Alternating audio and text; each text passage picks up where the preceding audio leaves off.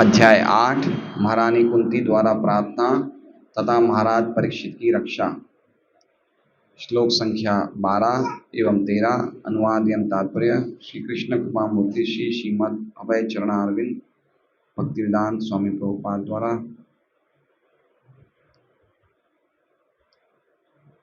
तरीवात मुनि श्रेष्ठ पांडवः पंचसायकान् आत्मनोऽभिमुखान् दीप्तानालक्ष्यास्त्राणि उपाददुः। तर्हि तब एव भी अथ अतएव मुनिश्रेष्ठ हे मुनियों में प्रमुख पांडवः पांडु के पुत्र पंच पांच सायकान हथियार आत्मनः स्वयं अभिमुखान की ओर दीप्तान दहकते आलक्ष्य देखकर अस्त्राणि हथियार उपाददुः ग्रहण किया। अनुवाद। हे महान विचारकों, मुनियों में अग्रणी शौनक उस दहकते हुए ब्रह्मास्त्र को अपनी ओर आते देखकर पांचों पांडवों ने अपने अपने पांचों हथियार संभाले। ओम ज्ञानतिमिरान्धस्य ज्ञानाञ्जनशलाकया चक्षुरुन्मीलितं येन तस्मै श्रीगुरुवे नमः। श्रीचैतन्यमनोभीष्टं स्थापितं येन भूतले स्वयं रूपकदा मह्यं ददाति सौपदान्तिकं वन्देऽहं श्रीगुरोः श्रीयुतः पदकमलं श्रीगुरून् वैष्णवांश्च। श्रीरूपं सग्रजातं सैगण्डरघुनाथान्वितं तं सजीवं साद्वैतं सावधूतं परिजनसहितं कृष्णचैतन्यदेवं श्रीराधाकृष्णपादान् सैगणललिता श्रीविशाखान्वितांश्च। श्री कृष्ण चैतन्य प्रभु नित्यानंद श्री अद्वैत गदाधर श्रीवासादि गौर भक्तवृंद। हरे कृष्णा कृष्णा कृष्णा हरे हरे, हरे राम राम राम हरे हरे।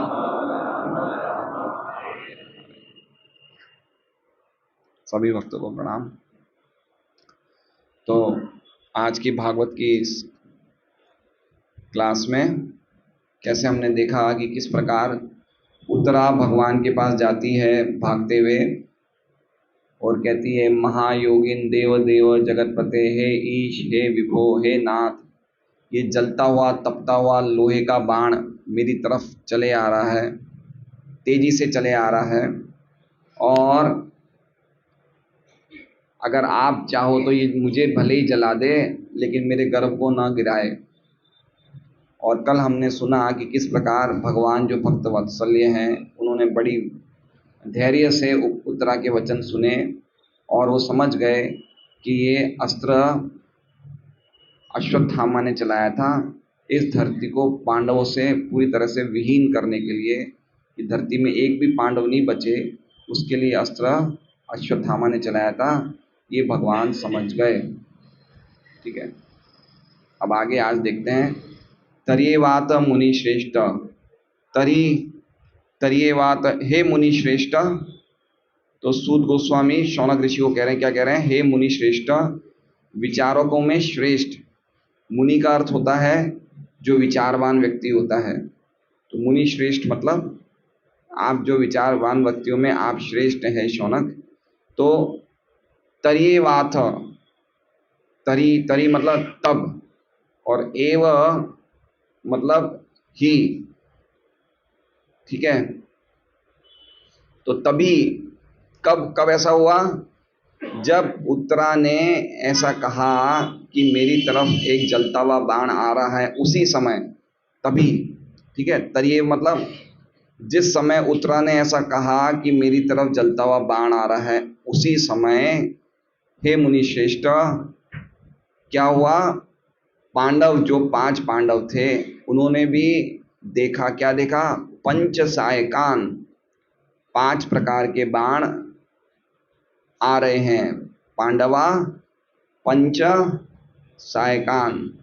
तो जब उत्तरा ने ऐसा कहा कि जलता हुआ बाण मेरी तरफ आ रहा है, उसी समय पांडवों ने ये भी देखा कि हम उनकी तरफ भी 5 बाण आ रहे हैं। तो अश्वत्थामा ने एक बाण नहीं छोड़ा था, टोटल कितने बाण छोड़े थे? 6। एक उत्तरा की तरफ और 5 पांडवों की तरफ। तो उत्तरा ने उस टाइम भगवान से प्रार्थना करी, लेकिन पांडवों ने उस टाइम प्रार्थना नहीं करी, क्योंकि इतनी तेजी से ब्रह्मास्त्र आ रहे थे और वो 6 के 6 ब्रह्मास्त्र थे। तो क्या देखा? पांडवा पंच सायकान के कहाँ आ रहे थे? आत्मनो, आत्मनो मतलब उनकी तरफ, आत्मनो मतलब उनकी तरफ अभिमुखान आ रहे थे। आलक्ष्य देखा, पांडवों ने, 5 पांडवों ने देखा कि उन 5 पांडवों की तरफ बाण आ रहे हैं, आलक्ष्य। और ये देखकर क्या किया? अस्त्राणी, अपने अपने हथियार, उपाददु, उठा लिए। ठीक है, तो ये क्या श्लोक हुआ कि जिस समय उत्तरा ने ऐसा कहा कि मेरी तरफ एक जलता हुआ लोहे का बाण चला आ रहा है, उसी समय पांडवों ने देखा कि उनकी तरफ दीप्तान, दीप्तान मतलब जलते हुए 5 बाण उनकी तरफ आ रहे हैं।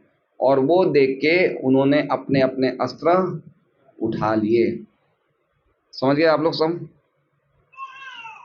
अभी मैं क्या करूँगा, आज से मैं प्रयास कर रहा हूँ कि जो हमारे ये श्लोक हैं, तो मैं कुछ जैसे एक लाइन ऊपर की, तरीयवात मुनि श्रेष्ठ पांडवा पंच सायकान, फिर हमारी क्लास के बाद उस लाइन को आपको देखना है और हिंदी में समझाना है क्या लिखा है। ठीक है, इसलिए आप लोग ध्यान से सुनिए कि हम लोग क्या बोल रहे हैं। समझिए, ये तो समझ गए ना अर्थ? सब समझे नहीं समझे? तरी, तरी मतलब उसी समय, एवं निश्चय ही, अथ मुनिश्रेष्ठ, हे मुनिश्रेष्ठ शौनक, उसी समय, जिस समय उत्तरा ने ऐसा कहा था, उसी समय पांडवों ने पंच सायकान, 5 बाण, आत्मनो अभिमुखान, अपनी तरफ, आलक्ष्य देखे। कैसे थे बाण? दहकते हुए, दीप्तान, जलते हुए बाण थे। और ये देख के, आलक्ष्य देख के, अस्त्राणी, उन्होंने अपने उस अस्त्र उठा लिए। उपाददु, उपाददु का अर्थ क्या होता है? अपने अस्त्र उठा लिए। ठीक है, अब देखते हैं सारार्थ दर्शनी टीका में विश्वनाथ चक्रवर्ती ठाकुर क्या कहते हैं कि हे मुनि श्रेष्ठ, 5 जलते हुए बाणों को अपनी तरफ आते हुए देख के पांडवों ने देखा, पांडवों ने अपने अपने अस्त्र उठा लिए। ये खाली पांडवों ने देखा, पांडवों ने ही देखा और किसी ने नहीं देखा। उन्होंने क्या लिखा कि वो अस्त्र आ रहे थे उनकी तरफ, किन्होंने देखा? ये सिर्फ पांडवों ने देखा और किसी ने नहीं देखा। इतना ही लिखा है उन्होंने।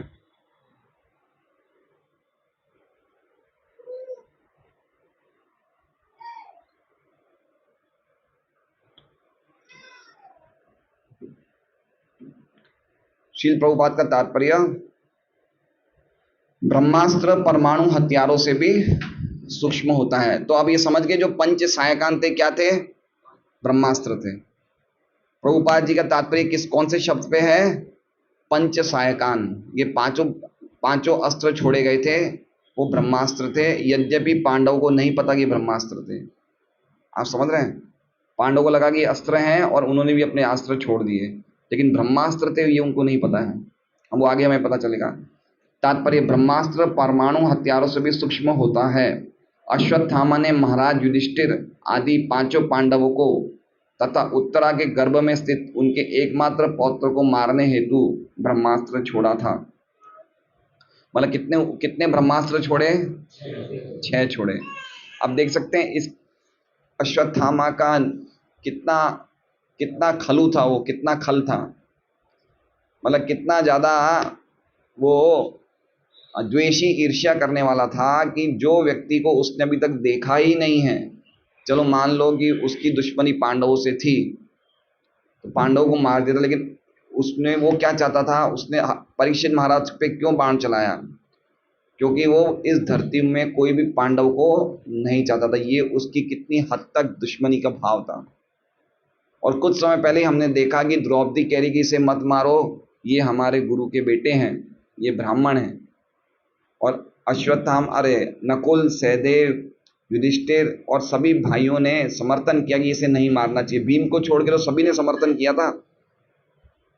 तो अगर उसकी दुश्मन युद्ध तो खाली भीम पे छोड़ता, ठीक है ना, भीम ने उसे मारने का कहा था, बाकी सब तो यही चाहते थे कि नहीं मरे, लेकिन उसने अश्वत्थामा ने आखिरी समय 6 ब्रह्मास्त्र छोड़े और छहों को निशाना बनाया। तो ये हम समझ सकते हैं कितनी मतलब भौतिक जगत कितना दूषित है कि यहाँ पे व्यक्ति की वैरता का भाव किस हद तक गिर सकता है, हम देख सकते हैं। उनके एकमात्र पौत्र को मारने हेतु ब्रह्मास्त्र छोड़ा था।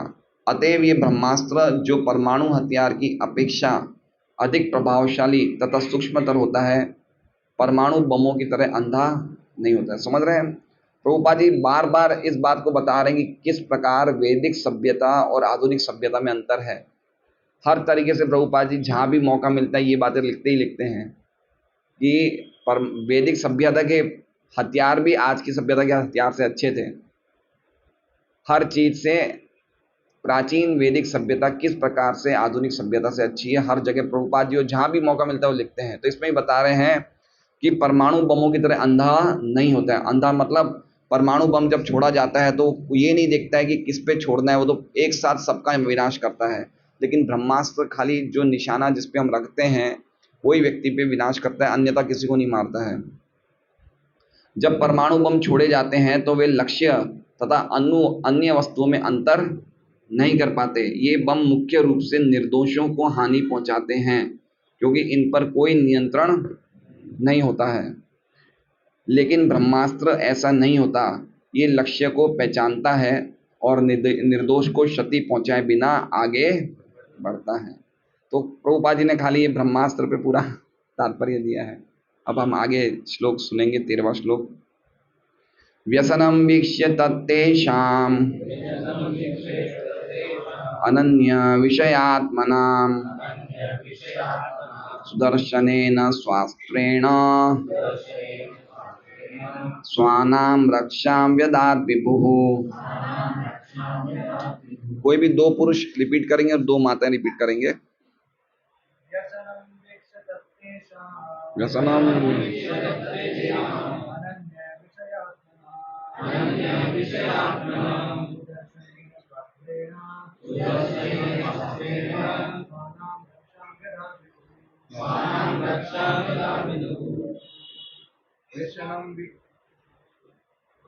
बोलिए।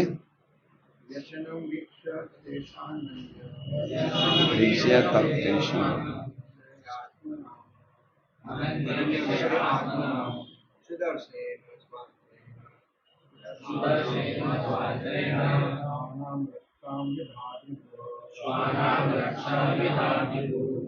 माताएं।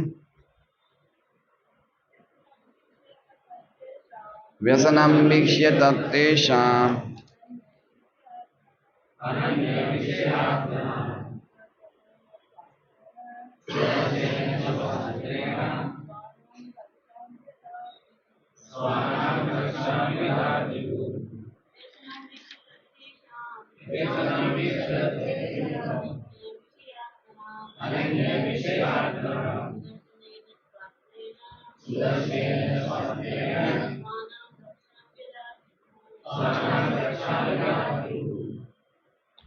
व्यसनम महान संकट को, वीक्ष्य देखकर, तत् उस, तेषाम उनका, अनन्य अन्य नहीं, विषय साधन, आत्मनाम इस प्रकार प्रवृत्त, सुदर्शनेन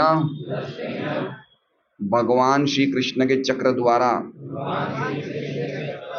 स्व अस्त्रेण हथियार से, स्वानाम अपने भक्तों की, रक्षाम सुरक्षा, व्यधात की, विभुः सर्वशक्तिमान ने। अब क्या हुआ, जैसे ही 5 पांडवों ने अपने हथियार छोड़े तो भगवान समझ गए कि ये हथियारों से ब्रह्मास्त्र का संहार नहीं हो सकता, ब्रह्मास्त्र का उपसंहार नहीं हो सकता है, क्योंकि हथियार जो हैं ब्रह्मास्त्र को नहीं काट सकते हैं। वो भगवान समझ गए। तो व्यसनम, व्यसनम मतलब महान संकट। वीक्ष्य देखा, किसने देखा महान संकट? भगवान ने। व्यसनम मतलब एक एक तरह का व्यसन, व्यसन को नशा भी बोलते हैं, व्यसन बोलते हैं ना, व्यसन मुक्त। तो नशा भी एक तरह का संकट ही हम लोगों के लिए, लेकिन इसमें व्यसनम को बताया गया है ये बहुत बड़ा संकट।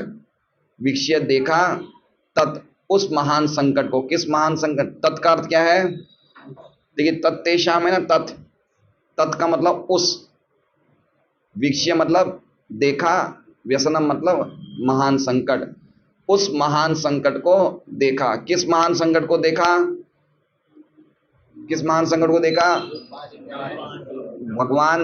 वीक्ष्य, वीक्ष्य का मतलब भगवान समझ गए हैं कि ये बाणों से कुछ होने वाला नहीं है जो पांडवों ने छोड़ा है, क्योंकि ये ब्रह्मास्त्र है, ब्रह्मास्त्र छोड़ा है। और ब्रह्मास्त्र को उस टाइम कुछ श्लोकों पहले जब अश्वत्थामा ने ब्रह्मास्त्र छोड़ा था, तो उस टाइम भगवान ने अर्जुन को क्या कहा था कि तुम अपने ब्रह्मास्त्र से इस ब्रह्मास्त्र को काट दो, ठीक है। लेकिन इस टाइम क्या देखा भगवान ने कि एक साथ 5 ब्रह्मास्त्र छोड़े हैं। 6, एक तो उत्तरा की तरफ था और 5 पांडव की तरफ था। तो भगवान ने देखा कि अब अगर मैं अर्जुन को बोलूंगा कि इनका वो क्या कहते हैं, इनको वापस उपसंहार कर लो, खींच लो, तो इतना टाइम अर्जुन के पास नहीं है, क्योंकि एक साथ 6 ब्रह्मास्त्र चले हैं। समझा? एक ब्रह्मास्त्र तो अर्जुन कर सकता है, लेकिन 6 ब्रह्मास्त्रों के लिए मंत्र बोलना, ये करना, उसमें टाइम लगता है, तब तक तो ब्रह्मास्त्र सामने वाले व्यक्ति को मार देगा। समझ लो इसका पूरा अर्थ किस में आ गया, कौन से शब्द में आ गया? वीक्ष्य में। वीक्ष्य मतलब समझा, सोच समझ के। जैसे याद है आपको जब भगवान की बाल लीलाओं में वृंदावन में अघासुर ने मुंह खोला हुआ था, तो सब उनके जो सखा थे, ग्वाल बाल थे, उन्हें क्या लगा कि ये सचमुच का अजगर है या झूठा अजगर है। फिर बाद में उन्हें लगता तो सचमुच का ही है, और फिर सब हंसी खुशी में बोले हमारे साथ तो कृष्ण है, क्या चिंता, सब उसके मुंह में चले जाते हैं। तो उस टाइम जब सब मुंह में जा रहे थे, तब भगवान ने ऐसा सोचा, अरे अब क्या होगा। भगवान को क्या आवश्यकता है सोचने की, उनको तो सब पता ही है, लेकिन ऐसा उन्होंने देखा कि अब कैसे इन्हें बचाया जाए। तो उसी तरह से वीक्ष्य करते हैं कि अब क्या करना है। ये लोग ने बाण चलाए हैं, लेकिन ये बाण अपने आप में संपूर्ण नहीं है ब्रह्मास्त्र को काटने के लिए। तो व्यसनम वीक्ष्य तत्, उस महान संकट को देखकर, देखने का मतलब खाली देखा नहीं, समझा भी कि इसका क्या करना चाहिए। समझ रहे हैं बात को? वीक्ष्य मतलब देखा, और देखने के साथ साथ उसका क्या निराकरण करना चाहिए वो भगवान ने समझा। व्यसनम वीक्ष्य तत् तेषाम, तेषाम मतलब किस पे आ रहा है संकट? तेषाम पे। तेषाम कौन हुए? जगत प्रभु पांडव। तो पांडव मतलब तेषाम, उन पे संकट को देख के। किस प्रकार के पांडव थे? अनन्य विषयात्मनाम। अनन्य विषयात्मनाम, जो भगवान के अलावा कभी भी कोई चीज के बारे में सोचते नहीं थे। कितना सुंदर शब्द है ना, क्या वंडरफुल वर्ड है, अनन्य विषयात्मना। अनन्य मतलब अन्य किसी का विषय, अन्य किसी के बारे में आत्मना अपने मन में नहीं सोचते थे, ऐसे पांडव थे।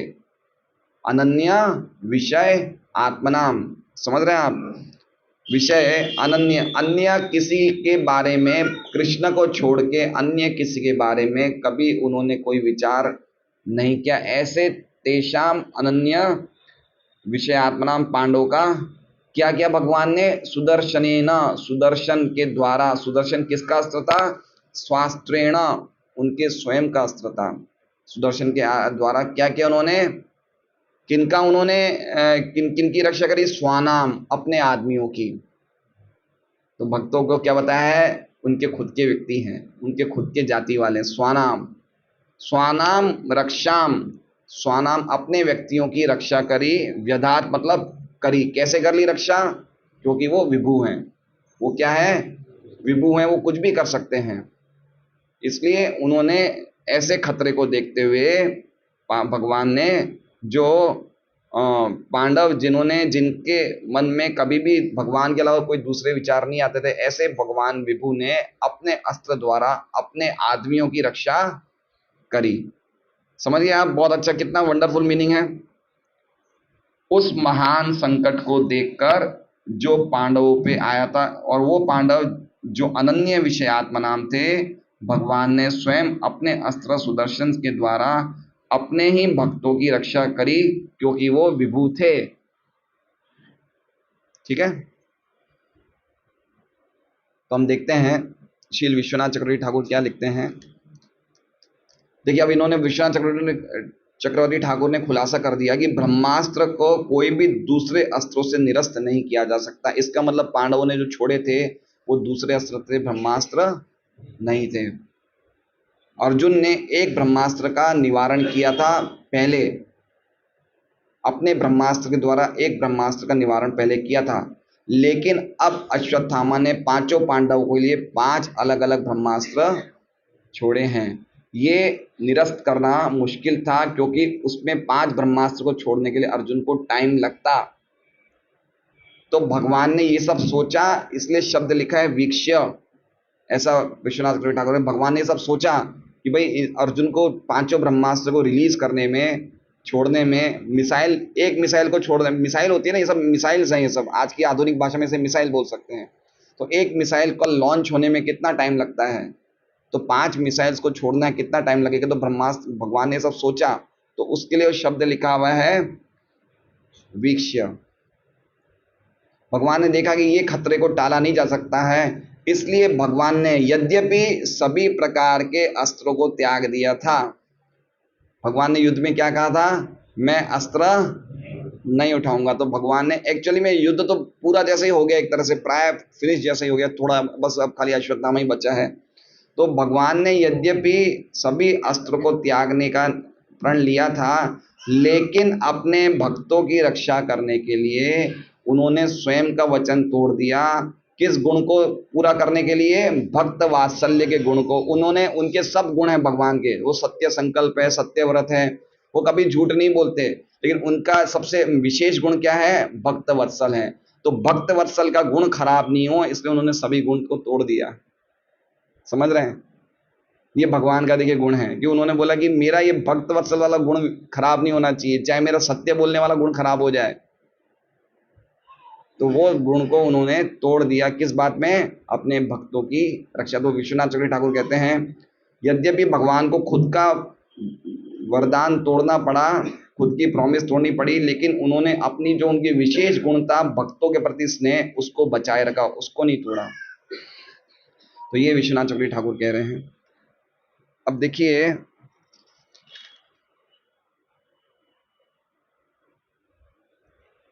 हमारे आचार्य क्या बोलते हैं कि भक्तों ने जो प्रॉमिस करी है दीक्षा के टाइम 16 माला करने की, उसको भी भगवान देखते कि वो उनके भक्तों का व्रत नहीं टूटे, इसलिए भगवान हमारे व्रत को पूरा करवाते हैं। आप समझ रहे हैं कि मेरे भक्तों का व्रत है 16 माला करने का, वो टूटे नहीं, इसलिए भगवान हमें शक्ति देते कि हमारा ये 16 माला करने का नियम नहीं टूटे। ऐसे हमारे आचार्य बोलते हैं।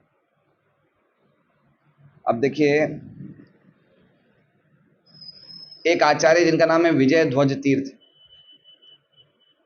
रामानुज संप्रदाय के हैं, और इन्होंने पद रत्नावली की टीका लिखी है भागवत की। उसमें इन्होंने बताया है कि अनन्य विषय आत्मा नाम का अर्थ क्या होता है। अनन्य, इसमें बहुत विशेष शब्द कौन सा है, अनन्य विषय आत्मा नाम। तो उसका अर्थ बता रहे हैं विश्वनाथ चक्रवर्ती। ये आप प्रभुपाद जी के तात्पर्य कभी पढ़ेंगे ना, तो उसमें विजय ध्वज तीर्थ नाम आता है, विजय ध्वज तीर्थ। जैसे कौन कौन आचार्यों के नाम आते हैं मैं बता देता हूँ। विश्वनाथ चक्रवर्ती ठाकुर का तो आता ही आता है, श्रीधर स्वामी का आता है, बलदेव विद्याभूषण का आता है, जीव गोस्वामी का आता है, वीर राघव आचार्य का आता है, ये भी बहुत महान आचार्य थे रामानुज, उनका आता है। और ये विजय ध्वज तीर्थ का भी आता है कभी कभी, एक गिरधर गोस्वामी का भी आता है। तो विजय ध्वज तीर्थ क्या बताते हैं, अनन्य विषय आत्मा नाम, अर्थात जिनका कोई अन्य विषय न हो, अर्थात भगवत वार्ता रहित शब्द आदि विषयों में। सुनिए ध्यान से, भगवत वार्ता रहित शब्द मतलब जो शब्द जिसमें भगवान की चर्चा नहीं है, भगवत वार्ता रहित शब्द आदि विषयों में जिनकी आत्मा अर्थात मन कभी नहीं जाता हो, ऐसे भगवत भक्त। मतलब भगवान को छोड़ के और कोई विषय में उनका मन ही नहीं जाता है। विषय आत्मनाम मतलब, आत्मनाम मतलब मन, उनका मन नहीं जाता है। आप समझ रहे हैं बात को? देखिए, हमारी स्टेज क्या है? अनन्य विषय आत्मा नाम की हमारी स्टेज नहीं है। जैसे मान लीजिए कि राजविद्या प्रभु हैं, इन्होंने सुबह उठ गए 2:30-3 बजे, इन्होंने कहा कि आज मैं बहुत अच्छी तरह जप करूंगा, बहुत अच्छी क्वालिटी में जप करूंगा, रीडिंग करूंगा, लेकिन अचानक इनके घर में किसी बच्चे को चोट लग जाती है। अब क्या होगा? चोट लग जाने से घर में थोड़ा माहौल परेशान जैसा हो गया, तो अब ये जप करते करते इनको चोट की बातें याद आएगी। स्वाभाविक है। अगर हमारे घर में कुछ समस्या आती है और हम उस टाइम आप लाइट चार्ज, हमारे घर में कोई समस्या आती है और उस समय हम लोग जप कर रहे होते हैं, तो हम नहीं चाहते हुए भी हमारे मन में वो सब बातें आती नहीं आती है कि बच्चे की स्कूल की बस छूट गई है, या टाइम पे प्रसाद नहीं बन पाया है, या फिर कोई ना कोई छोटी सी समस्या आ गई, तो हम लोग परेशान हो जाते नहीं हो जाते हैं, यद्यपि हम जप कर रहे हैं। ठीक है, लेकिन पांडवों के साथ क्या था? पांडवों के साथ ऐसा था कि अगर और कोई चीज की समस्या, कोई और प्रॉब्लम भी आती तो उस पे विचार करने जाते थे, लेकिन उनका विचार अनायास ही भगवान पे आ जाता था। समझ रहे हैं बात को? मतलब वो गृहस्थ परिवार ड्यूटी को निभाते निभाते वो मन चाहते हैं कि भगवान से हटा के उसमें लगाए, लेकिन अपने आप ही विषय में आ जाता है, अपने आप ही भगवान में आ जाता है। मतलब हम चाहते हैं कि भगवान में मन को लगाए, लेकिन हमारा मन अपने आप ही विषयों में चला जाता है। लेकिन पांडव चाहते हैं कि दूसरे कामों में मन को लगाए, लेकिन उनका मन अपने आप ही भगवान में आ जाता है। इसे बोलते हैं अनन्य विषयात्मना। जैसे गोपियां बोलती है कि हम चाहते हैं कि कृष्ण को भूल जाए, लेकिन कृष्ण हमसे नहीं भूले जाते हैं। इसे बोलते हैं अनन्य विषयात्मना। कुंती महारानी की एक प्रार्थना है जो हम आगे पढ़ेंगे, उसमें भगवान कहते, कुंती महारानी कह रही है, त्वयि में अनन्य विषया मतिर मधुपते सकृत रतिम उद्वतात अद्धा गंगे वोगम उदन्वती। कि मेरी आप में रति कैसी हो? अनन्य विषया मति मधुपते, हे मधुपति मेरी आप में रति कैसी हो? अनन्य विषय। किस प्रकार?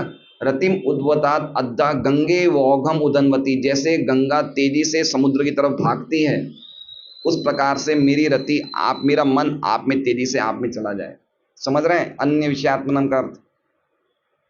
पॉइंट समझ रहे हैं? ये स्टेज हमारी है, नहीं हो सकती है।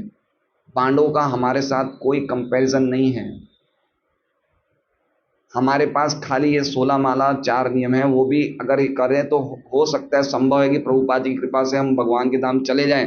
अन्यथा हमारा कोई क्लास नहीं है। हमारी हमारी स्थिति क्या है और भक्तों की, शुद्ध भक्तों की स्थिति क्या है, उसके लिए हमें भागवत पढ़ाई जा रही है कि देखो तुम लोग कहाँ और ये कहाँ है। अनन्य विषयात्म नाम का मतलब समझ रहे हैं आप लोग? जैसे गोपियां ब्रह्मा जी को डांटती है कि तुमने ऐसी पलकें क्यों दी, कि हमें जब भगवान को देखते हैं तो हमें पलकें, हमारी पलकती है तो हम भगवान को उस टाइम नहीं देख पाते। तो ब्रह्मा जी को डांटते हैं और 8:45 आप मन ही मन में मुझे डांटते हो, अब तो चुप हो जाओ, प्रसाद का टाइम हो गया।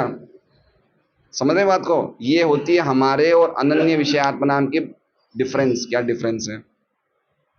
तो हम उनको, ये पांडव, क्या पांडव सब प्रेमी भक्त थे, ये कोई सामान्य भक्त नहीं थे, ये सब प्रेमी भक्त थे। ये सभी ऐसे थे। देखिए, एक बार दुर्योधन ने कहा अर्जुन को, अरे सॉरी कृष्ण को, कि हम भी तो आपके रिलेटिव्स हैं, तो आप अर्जुन का इतना ध्यान क्यों रखते हैं?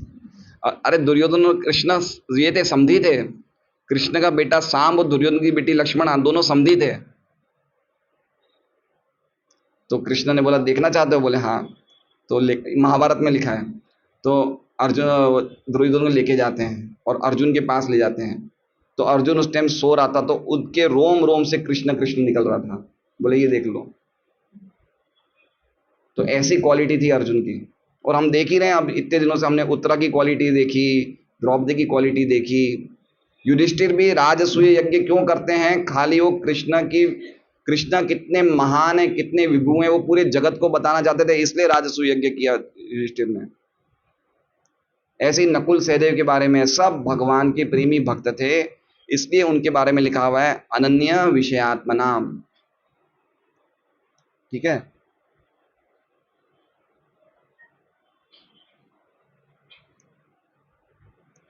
और विभु अर्थात विभु का क्या अर्थ बता रहे हैं? विभु, विभु का अर्थ बता रहे हैं सर्वथा समर्थ। भगवान श्री कृष्ण ने पांडवों की उन ब्रह्मास्त्रों से जनित दुख से अपने अस्त्र के द्वारा रक्षा करी। तो सर्वथा समर्थ, सर्वथा समर्थ मतलब विभु का अर्थ होता है कि जो नहीं हुआ है उसे कर सकते हैं और जो हो गया है उसे अघटित कर सकते हैं, इसका अर्थ हो गया विभु। मतलब भगवान हर चीज करने में समर्थ हैं और जो चीज हो गई है उसको वापस पलटने में भी समर्थ है, इसको कहते हैं विभु। तो इस प्रकार से वीर विजय ध्वज तीर्थ ने विभु का अर्थ बताया है और स्वानाम का अर्थ बताया कि उनके ही भक्त थे। इसको स्पर्श करते हुए कह रहे हैं अनन्य विषयात्मनाम, अर्थात उनका अंतकरण अन्य किसी विषय में नहीं जाता है। स्वानाम मतलब उनके ही आदमी थे। जैसे एक समझ लीजिए कि अगर नरेंद्र मोदी ये कह दे कि ये मनु तो मेरा आदमी है, क्या बोल दे? पर्वत पाटिया में लिंबायत के बड़े मैदान में लाखों लोगों के सामने बोले कि मनु सूद तो मेरा आदमी है, तो इनकी छाती चौड़ी होगी नहीं होगी? अरे नरेंद्र मोदी ने कहा मेरा आदमी है, तो भगवान क्या कह रहे हैं? ये स्वानाम, ये सब मेरे आदमी हैं, इनको छू नहीं, कैसे छुएगा ये ब्रह्मास्त्र? ये सब मेरे व्यक्ति हैं, ये सब these are all my man, ये सब मेरे आदमी हैं। क्या भगवान का प्रेम है! स्वानाम, मेरे लोग हैं ये हैं। तो इसलिए भगवान ने उनकी रक्षा करी क्योंकि वो उनके खुद के व्यक्ति थे। कंस ने भी चिंतन किया भगवान का, शिशुपाल ने भी चिंतन किया, ऐसे पांडवों ने भी किया चिंतन, लेकिन चिंतन के साथ साथ वो उनके खुद के व्यक्ति थे, भगवान के, भगवान के आदमी थे। भगवान के आदमी को कोई कुछ कर सकता है? नहीं कर सकता ना। समझिए, अभी गुजरात गैस बिल आप नहीं चुकाओगे तो आप उस व्यक्ति को जो गुजरात गैस का बिल देने आपके घर पे आ रहा है, आप उसे कुछ बोल नहीं सकते क्योंकि बहुत बड़ी कंपनी का आदमी है। आप उसके साथ गलत तरीके से बात नहीं कर सकते क्योंकि आपको पता है इसके पीछे कौन है। पूरी कंपनी है गुजरात गैस, वो आपको केस भी कर सकती है, आपका सब कुछ कर सकती है। तो उसी तरह से ये भगवान के आदमी, इनको कोई कुछ कर नहीं सकता है। पॉइंट समझ रहे हैं? अब हम तात्पर्य पढ़ते हैं। अश्वत्थामा द्वारा छोड़ा गया ब्रह्मास्त्र अस्त्र के समान, ब्रह्मास्त्र परमाणु अस्त्र के समान तो था, लेकिन उसमें तेज तथा ऊष्मा अधिक थी। ये ब्रह्मास्त्र अधिक सूक्ष्म विज्ञान की देन है, जो सूक्ष्म ध्वनि अर्थात वेदों में अंकित एक मंत्र का प्रतिफल है। वापिस प्रभुपाद जी वही बता रहे हैं, ब्रह्मास्त्र और अश्व, ये इसका परमाणु अस्त्र का। इस अस्त्र का दूसरा गुण ये है कि परमाणु बम की तरह अंधा, जो पिछले श्लोक में भी हमने पढ़ा, क्योंकि अन्य किसी पर क्षति के बिना केवल लक्ष्य पर ही इसका संधान किया जा सकता है। अश्वत्थामा ने इसे पांडु कुल के समस्त पुरुष सदस्यों को समाप्त करने हेतु छोड़ा था। अतः एक प्रकार से ये परमाणु बमों से अधिक घातक था, क्योंकि ये सर्वाधिक सुरक्षित स्थान में भी प्रवेश कर सकता था और लक्ष्य को कभी नहीं चूकता था। मतलब हम कभी भी कहीं भी भाग जाएं, देखिए कोई बम छोड़े, मान लीजिए अगर यहाँ पे पाकिस्तान ने बम छोड़ा गोपाल नगर में, ठीक है, तो गोपालगंज बाबू छोड़ छाड़ के भाग गए गोपाल नगर, ये जहांगीरपुरा चले जाएंगे तो बम से बच जाएंगे। लेकिन ब्रह्मास्त्र क्या होता है, जब तक वो व्यक्ति को नहीं पता चलता है तब तक उसके पीछे ही रहता है। पॉइंट समझ रहे हैं? ये अब जो इसका लक्ष्य है उस लक्ष्य को कभी भी छोड़ता, मिस नहीं करता है वो। ये डिफरेंस है परमाणु अस्त्र में और ब्रह्मास्त्र में। आप लोग क्यों हंस रहे हो? आपको लग रहा है गोपालगंज प्रभु भागने वाले हैं?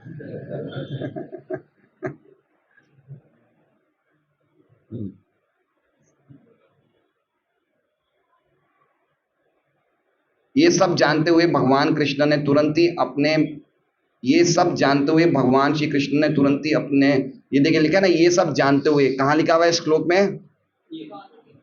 ये सब जानते हुए कहाँ लिखा है? वीक्ष्य। देखिए आ गया, ये विश्वनाथ चक्रवर्ती ठाकुर की बात लिखी ना प्रभुपाद जी ने। प्रभुपाद जी कह रहे हैं ना कि ये सब जानते हुए। देखिए प्रभुपाद जी की टीकाओं में सब महान आचार्य की टीका है। ये प्रभुपाद एक्चुअली में प्रभुपाद जी की भागवतम, अगर हम दूसरे आचार्यों की भागवतम पढ़ेंगे ना तो हमें प्रभुपाद जी की भागवतम में और रस आएगा, हमें पता चलेगा कि सब कुछ प्रभुपाद जी ने इसमें दिया है। तो यही पॉइंट प्रभुपाद जी ने लिख दिया है कि उन्होंने ये सब जानते हुए भगवान कृष्ण ने तुरंत ही अपने भक्तों की रक्षा करने हेतु अपना निजी अस्त्र उठा लिया, क्योंकि ये भक्त भगवान श्री कृष्ण के अतिरिक्त अन्य किसी को नहीं जानते थे। कहाँ लिखा है ये? भगवान श्री कृष्ण के अतिरिक्त अन्य अनन्य विषय आत्मनाम।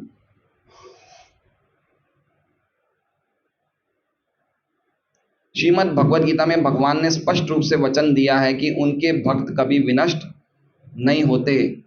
वे भक्तों द्वारा की गई भक्तिमय सेवा की मात्रा या गुण के आधार पर कार्यवाही करते हैं। यहाँ पर अनन्य विषयात्मनाम शब्द महत्वपूर्ण है। समझ रहे बात को? इसमें क्या लिखा है कि भक्तिमय सेवा की मात्रा या गुण के आधार पर, वो भगवान इतने पर्सनल है कि हर एक व्यक्ति ने कितनी सेवा करी है, कितनी भक्ति करी, वो सब देखते हैं, उसके आधार पर उनकी रक्षा करते हैं, लेकिन रक्षा करते हैं। और ये जो पॉइंट लिखा है कि भक्तों को कभी विनष्ट नहीं होते हैं, कहाँ लिखा है? गीता में भगवान ने स्पष्ट रूप से वचन दिया कि उनके भक्त कभी विनष्ट नहीं होते। इसका मतलब समझ रहे हैं? भक्त विनष्ट नहीं होते, मतलब देखिए विनष्ट नहीं होने का अर्थ क्या होता है? और अभिमन्यु मारा गया ना, तो विनष्ट तो हुआ ना, परीक्षित महाराज मारा गया ना, तो ऐसा नहीं कि हमें समझना चाहिए कि हम मारे नहीं जाएंगे। भगवान ही कहना चाहते हैं कि जो उनकी भक्ति में मति लगी है उस मति का नाश नहीं होगा। समझ रहे हैं बात को?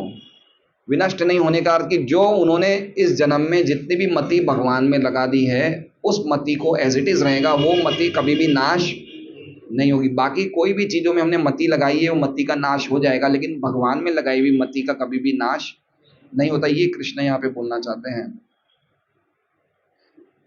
यहाँ पर अनन्य विषयात्मनाम शब्द महत्वपूर्ण है। पांडवगण स्वयं महान योद्धा होते हुए भी भगवान के संरक्षण पर 100% आश्रित थे। क्या इंपॉर्टेंट सेंटेंस लिखा है, एक ही लाइन है, पांडवगण महान योद्धा होते हुए भी भगवान के संरक्षण पर 100% आश्रित थे। इसका अर्थ क्या हुआ कि पांडवों में इतनी जबरदस्त शक्ति थी, इतने अद्भुत योद्धा थे, लेकिन उनको अपनी शक्ति या अपने युद्ध कौशल पे आश्रित नहीं थे। पॉइंट समझ रहे हैं आप? कोई व्यक्ति अगर दुनिया में बहुत ज्यादा शक्ति वाला हो, ताकत वाला हो, होशियार हो, सुंदर हो, तो भगवान पे आश्रित नहीं रहता है। लेकिन इनके पास, पांडवों के पास ये सब गुण होते हुए भी ये इन चीजों पे आश्रित नहीं थे। दूसरे शब्दों में, अगर हम अपना पूरा प्रयास कर रहे हैं तो हमें अपने प्रयासों पे आश्रित नहीं रहना है। आश्रित किस पे रहना है? कृष्ण पे। हम लोग इतना ज्यादा कर्म प्रधान हैं, कर्मशील हैं कि जब हम बहुत ज्यादा प्रयास करते तो हमें लगता है ये हमने प्रयास किया तो ये काम हुआ। लेकिन पांडव ने अपनी शक्ति से सबको मारा, लेकिन वो जानते थे कि सब कुछ भगवान की कृपा से हो रहा है। वो पूरी तरह से भगवान की इतने शक्तिशाली थे वो, कि भीम में 10,000 हाथियों की शक्ति थी, लेकिन वो जानते थे कि अल्टीमेटली सब कुछ भगवान की शक्ति से हो रहा है, मेरी शक्ति से नहीं हो रहा है। ये उनका गुण था। और असुर क्या सोचता है कि मेरे कारण हुआ है। ये असुर और देवताओं में अंतर है। असुर क्रेडिट खुद लेना चाहता है, देवता क्रेडिट नहीं लेते, वो भगवान को देते हैं। लेकिन भगवान बड़े से बड़े योद्धाओं की उपेक्षा करके क्षण भर में उनका विनाश कर देते हैं। जब उन्होंने देखा कि अश्वत्थामा के ब्रह्मास्त्र को काटने हेतु पांडवों के पास बिल्कुल समय नहीं रह गया, ये बात हमने पढ़ी थी ना विश्वनाथ चक्रवर्ती टीका की, उनके पास समय नहीं था। वो भगवान ने देखा, कहाँ लिखा है? वीक्ष्य। वो देख रहे हैं कि इनके पास समय नहीं है, पांचों मिसाइल छोड़ेंगे ब्रह्मास्त्र, इतना टाइम अर्जुन के पास नहीं बचा है। जब भगवान ने देखा कि उनके पास बिल्कुल समय नहीं रह गया, तो उन्होंने अपने ही प्रण को तोड़ते हुए, ये भी आया था, अपने ही प्रण को तोड़ते हुए तुरंत अपना अस्त्र उठा लिया। यद्यपि कुरुक्षेत्र का युद्ध समाप्त प्राय था, तो भी अपने प्रण के अनुसार उन्हें अपना अस्त्र नहीं उठाना चाहिए था। ये बात भी पड़ी थी कि युद्ध अभी तक पूरा नहीं हुआ था, युद्ध प्राय समाप्त, प्राय मतलब होने वाला था, फिर भी उनकी प्रॉमिस के हिसाब से उन्हें अस्त्र नहीं उठाना चाहिए था। भीष्म के सामने भी जो उन्होंने पहिया उठाया, वो भीष्म की प्रॉमिस को रखने के लिए उठाया था ना भीष्म के सामने। तो उसी प्रकार से प्रॉमिस के अनुसार उन्हें अस्त्र नहीं उठाना चाहिए था, क्योंकि युद्ध अभी कंप्लीटली समाप्त नहीं हुआ था। लेकिन उस समय, इस समय तो प्रण की अपेक्षा आपातकाल अधिक महत्वपूर्ण था। वे भक्त वत्सल के रूप में अधिक सुविदित हैं। देखा लिखा है ना, सुविदित मतलब अधिक प्रख्यात किसके रूप में है वो? भक्त वत्सल के रूप में अधिक प्रख्यात है। इस सत्य बोलने में ज्यादा प्रख्यात नहीं है भगवान, लेकिन भक्त वत्सल के रूप में अधिक प्रख्यात है। तो उस चीज को उन्होंने बनाए रखा। उन्होंने देखा कि मेरे करोड़ों भक्त मेरी भक्ति कर रहे हैं, अगर मैं ये प्रॉमिस तोड़ दूंगा तो उनका क्या होगा। समझ रहे हैं आप? वे भक्त वत्सल के रूप में अधिक सुविदित हैं, अतः वे ऐसे सांसारिक आदर्शवादी नहीं बनना चाहते हैं। क्या लिखा है? ज्यादा अपने आप को हीरो नहीं बताना चाहते लोगों की नजर में कि भी देखो मैं कितना महान हूं, मैं कभी झूठ नहीं बोलता हूं और मैं कितना सच्चा हूं, मैंने अपनी प्रॉमिस बनाए रखी। ये सब बातें भगवान की इच्छा नहीं। भगवान क्या देखते हैं? जहां मेरे भक्तों की पूरी खुशी हो, उसी में मेरी खुशी है। तो ऐसे सांसारिक आदर्शवादी नहीं बनना चाहते जो कभी अपना प्रण नहीं तोड़ते, अपितु उन्होंने भक्त वत्सल बने रहना अधिक पसंद किया। तो कितना सुंदर ये क्या कहते हैं, तात्पर्य प्रभुपाद जी लिखते हैं। सब आचार्य की टीका इसमें आ जाती है। हम अलग से विश्वनाथ चक्रवर्ती ठाकुर की टीका पढ़ के बाद में ये प्रभुपाद की टीका पढ़ते तो हमें और चल रही, देखिए वो बात भी आ गई इसमें। श्रीमद् भागवतम की जय। वांछा कल्पतरुभ्यश्च कृपा सिंधुभ्येव च पतितानां पावनेभ्यो वैष्णवेभ्यो नमो नमः।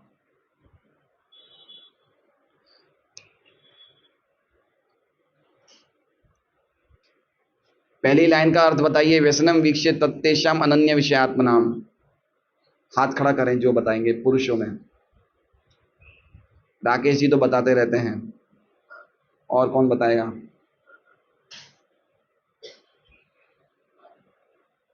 नरपति बिना देखे, वो देख के बोलना पड़ेगा आपको। बोर्ड पे बुक लिख के मत देखिए, वो देखिए। मैंने बहुत तीन एक एक वर्ड को मैं 3 बार समझाता हूँ। अब आप बुक मत देखिए, नहीं तो फिर वो हर एक व्यक्ति भागवत खोल के बैठ जाएगा। भागवत में लिखा हुआ है। बोलिए। नहीं समझ में आ रहा है? अच्छा अजय आप बताइए।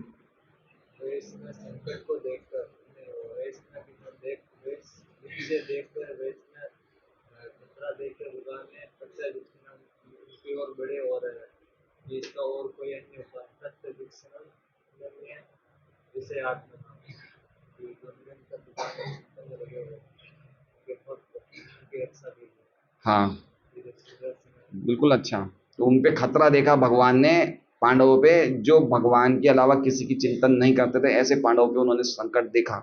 सही बात है। अच्छा, सुदर्शन स्वास्त्रेण स्वानाम रक्षाम विदधात विभु, इसका अर्थ बताइए लक्ष्मी नरसिंह प्रभु। सुदर्शनेन स्वास्त्रेण स्वानाम रक्षाम विदधात विभु। पांडवों की रक्षा हो सकती है। उन्होंने करी, रक्षा तो करी उन्होंने। हो सकती नहीं, वो करी उन्होंने। हाँ तो वो तो ठीक है। हाँ ठीक है, लेकिन वो जो लाइन है उसका बताइए आप। वो तो आपने बराबर बोला है, लेकिन सुदर्शन न स्वास्त्रेण स्वानाम रक्षा विधात विभु, जो लाइन है उसके हिसाब से देख के बता दीजिए।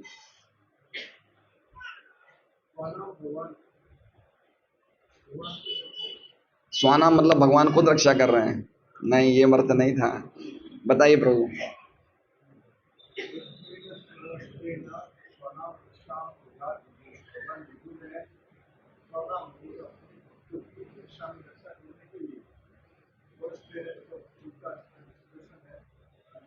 बहुत सुंदर। बिल्कुल बिल्कुल अच्छी तरह समझा दिया उन्होंने कि भगवान जो विभु है, उन्होंने अपने भक्तों मतलब स्वाना अपने भक्तों की रक्षा के लिए अपना अस्त्र सुदर्शन छोड़ दिया, उससे रक्षा करी। ठीक है। देखिए ऐसे समझिए, मनन करिए। हमारा कल ही मैंने कहा कि महाराज ने बोला कि हमें श्लोकों का मनन करना चाहिए। मनन मतलब कॉन्टम्पलेशन, अपने मन में विचार करना चाहिए कि हमने जो पढ़ा जो सुना है उसका अर्थ क्या है। तो हमें दिन भर मनन रहेगा तो हमें बहुत फ्रेशनेस लगी रहेगी, हमें भगवान के ये भागवत के श्लोक याद रहेंगे। उसको पलट दीजिए हर्ष।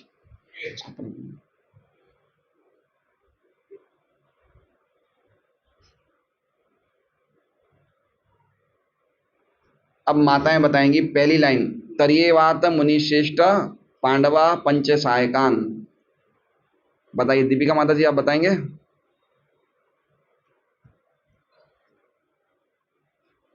कौन बताएंगे माता जी?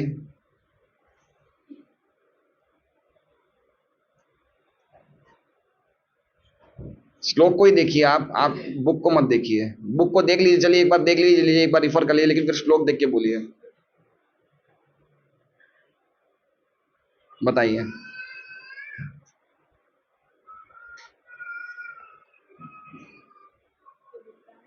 हाँ।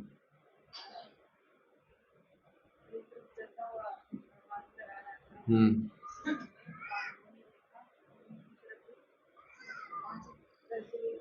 आ रहे हैं। हे मुनि श्रेष्ठ, मतलब सूत गोस्वामी सोनक आदि ऋषि। बहुत सुंदर, सही बताया। अच्छा, दूसरी लाइन, आत्मनो अभिमुखान दीप्तान आलक्ष्य अस्त्राणि उपाददु। कौन बताएंगे? आप बताएंगे क्या, क्या नाम है उनका? करुणापूर्ण शक्ति माता जी, आप बताएंगे? अच्छा, कोई बात नहीं। श्यामा वल्लभी माता जी, आपका तो विहार ऋषियों की जगह, ऋषि विहार रहती है आप तो। कौन बताएगा? आत्मनो अभिमुखान दीप्तान आलक्ष्यस्त्राणि उपाददुः।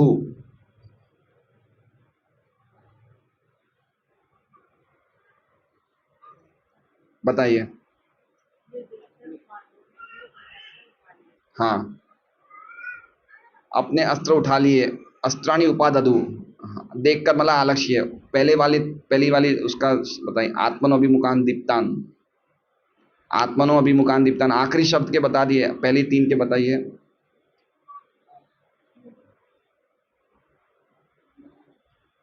आत्मनो मतलब अपनी तरफ, अभिमुखान मतलब आते हुए, दीप्तान मतलब जलते हुए बाण। जलते हुए बाण अपनी तरफ आते हुए देखकर उन्होंने अपने अस्त्र उठा लिए। हरे कृष्णा। तो अच्छा है कि हम खूब ज्यादा आयु सत्व बलारोग्य सुख प्रीति विवर्धना इस प्रकार का भोजन ग्रहण करें जिसमें आयु सत्व बल आरोग्य बढ़े। तो थोड़ा सा हम लोग फूड की क्वालिटी ज़्यादा अच्छा इंटेक करें, क्योंकि भक्तों के जो दिमाग है, गौ माता का दूध पिएं और ज़्यादा सलाद फल ज़्यादा ग्रहण करें, जिससे कि हम लोग का दिमाग फ्रेश रहे। सतोगुणी आहार ज़्यादा लें। प्रसाद तो खैर सतोगुणी होता है, लेकिन उसमें भी मिर्च मसाले कम लें। ज़्यादा क्वांटिटी में दाल दही दूध पिएं, जिससे कि इन चीज़ों को, ये तो भगवान की कृपा से ही समझ सकते हैं, लेकिन फिर भी हमारी फूड क्वालिटी इंटेक अच्छी होनी चाहिए, क्वालिटी वाइज। हरे कृष्णा।